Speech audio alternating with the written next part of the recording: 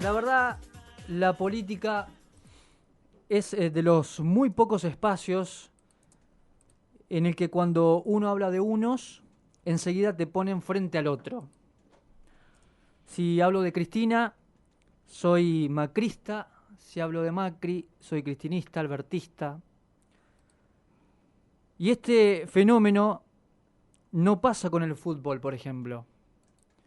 Cuando uno habla de la performance de un técnico, que si lo puedo relacionar con la performance de un presidente, salvando enormes distancias, el futbolero, la persona, quien está escuchando o leyendo un artículo en particular, no relaciona el relato con el técnico anterior. Es decir,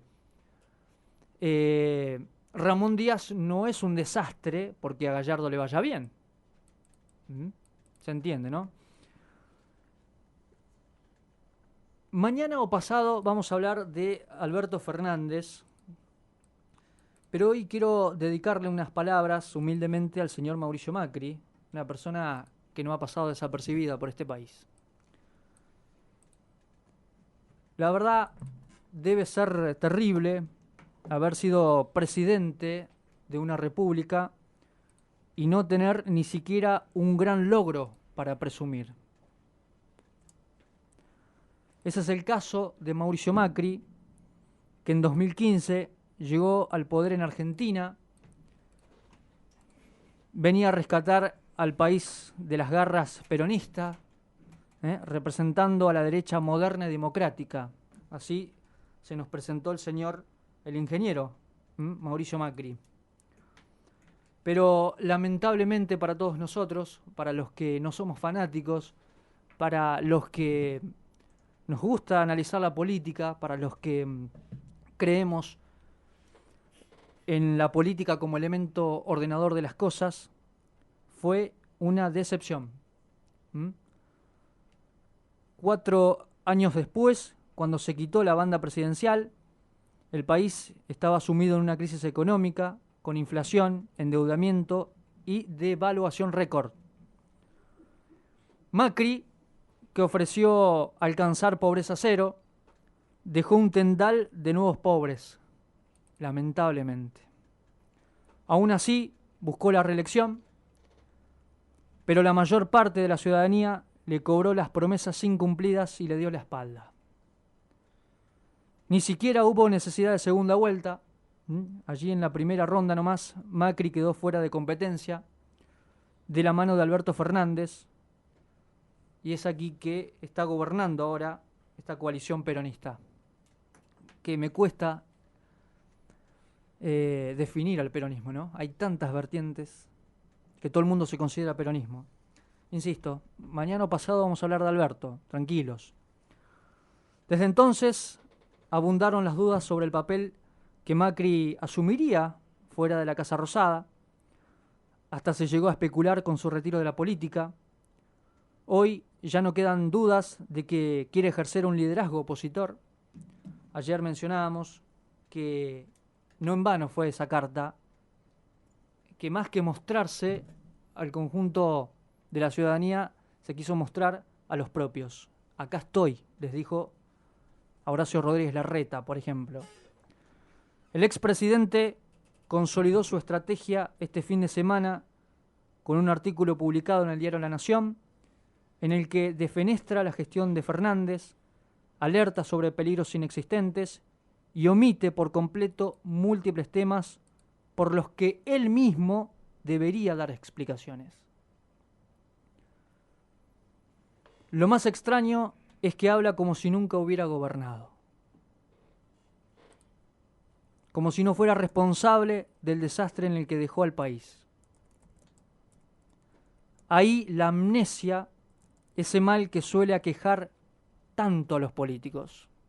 Enseguida nos olvidamos, damos vuelta a la página y le damos para adelante. Macri acusa al gobierno de desplegar una serie de medidas que consisten en el ataque sistemático y permanente a nuestra Constitución, pero nada dice del alarmante episodio que Argentina padeció la semana pasada cuando policías armados rodearon la residencia oficial de Olivos, en donde vive y trabaja el presidente Fernández, como parte de una protesta de la policía de la provincia de Buenos Aires, que transitó de reclamos salariales directamente a una extorsión inaceptable. Lo dijimos aquí, me parece, muchachos y chicas de la policía, se les fue la mano. Porque el reclamo es justo, pero allí se les fue la mano. Voy de nuevo. Mañana o pasado vamos a hablar de Alberto Fernández, tranquilos. A diferencia de otros opositores que demostraron que todo tiene su límite, el expresidente no condenó la movilización, como si solo le interesara defender la democracia cuando conviene a sus propios intereses. También denuncia riesgos para la libertad de expresión, olvidando que durante su gestión los despidos masivos de periodistas, incluidos las y los trabajadores de los medios públicos, que fueron maltratados y difamados de manera sistemática. La radicalización del expresidente se hace más evidente cuando se refiere a la pandemia, aunque jamás la menciona por su nombre. De nuevo, los que no somos fanáticos, analicemos y observemos la realidad y empecemos a debatirla sobre la mesa con respeto. Macri apenas sí se refiere a las restricciones sanitarias, sin explicar en ningún momento que hay una emergencia de salud a nivel mundial. La idea es avasallar a la clase media para conseguir clientes dependientes del favor del Estado para poder sobrevivir.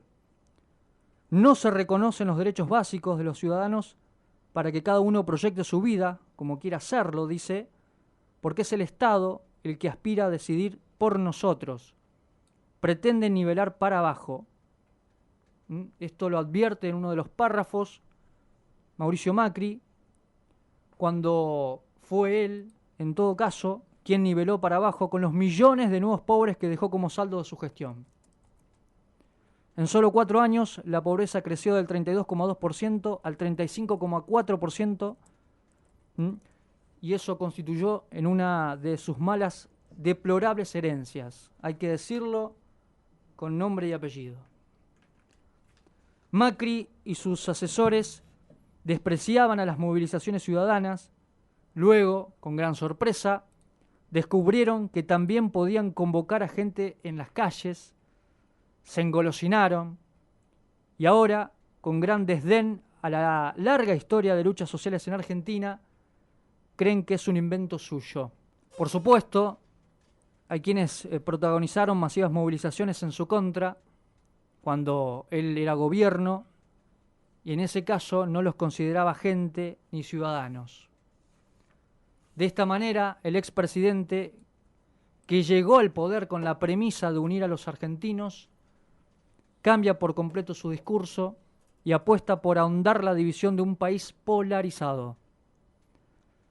De nuevo, mañana o pasado hablo de Alberto Fernández.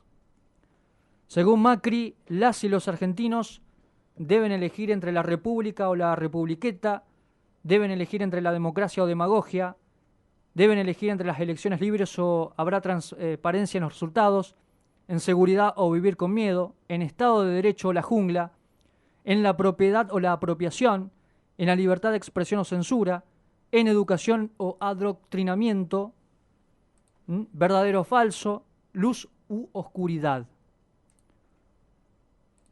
O sea que el mundo está dividido entre buenos y malos. Qué fácil. Qué simplista. Qué cómodo. Y qué falaz. De lo que nada dijo el expresidente en su artículo fue por qué su familia siguen sin pagar la multimillonaria deuda que mantiene con el Estado por el correo argentino y que fue uno de los principales escándalos cuando gobernó al país.